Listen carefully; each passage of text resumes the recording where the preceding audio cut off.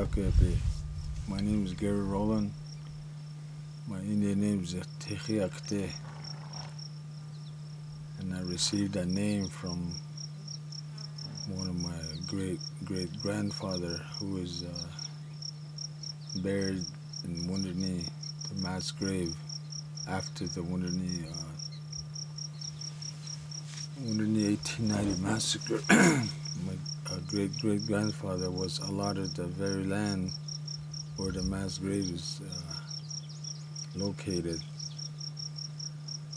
And I grew up Wounded Knee, and my grandfather taught me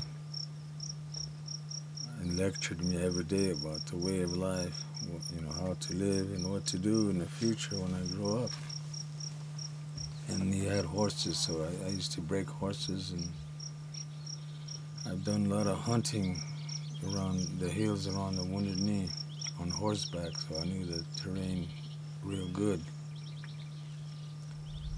And then 1968, I decided to join the military service because growing up I heard the stories of our great chiefs and warriors that defeated even the United States government taking the flag. So I wanted to be a warrior to prove myself that I'm a good warrior. So I volunteered for draft in 1968, and I was in the service for 2 years, and I was discharged in 1970. And then in 1973, when the Wounded Knee takeover happened, I was there, and the Wounded Knee takeover resulted from the tribal governance system that was corrupt, and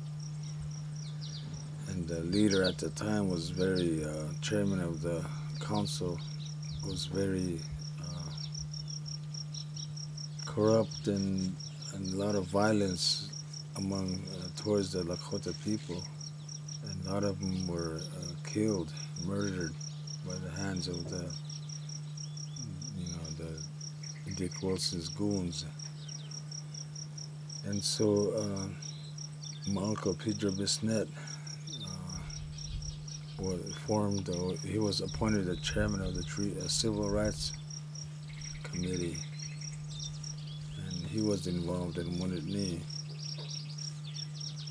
And before the Wounded Knee takeover, there was meetings held at Calico Village. There was a big log building. So they met there 3-4 days, and then they decided the meeting was among the chiefs and headsmen and the Wayate people. So they decided to, instead of taking over Pine Ridge, they went into Wounded Knee because of the historic significance. And so Chief Gray's Crow Dog led the people, and they occupied Wounded Knee, and the traders, the trading post owners were held as hostages because those people were very crooked and corrupt and abused the Indian people, the local people, and so they decided to take a stand there at Wounded Knee, and for 71 days the occupation lasted, and during that time I had my horse, and I used to ride out and bring in supplies because I have some nephews and nieces inside and other relatives. So I ride out at night and bring in supplies. And during the Wounded Knee takeover, our chiefs and headmen declared their independence, and they organized the Oglala Independent Nation. And still believe in that declaration that was taking place in 1973, and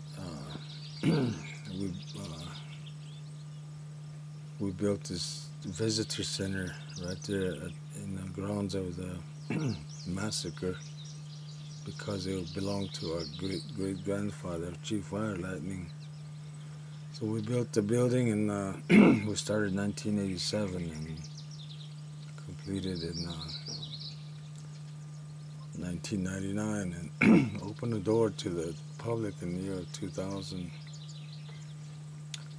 And so today we changed the name to Wounded Knee Museum. Excuse me. And so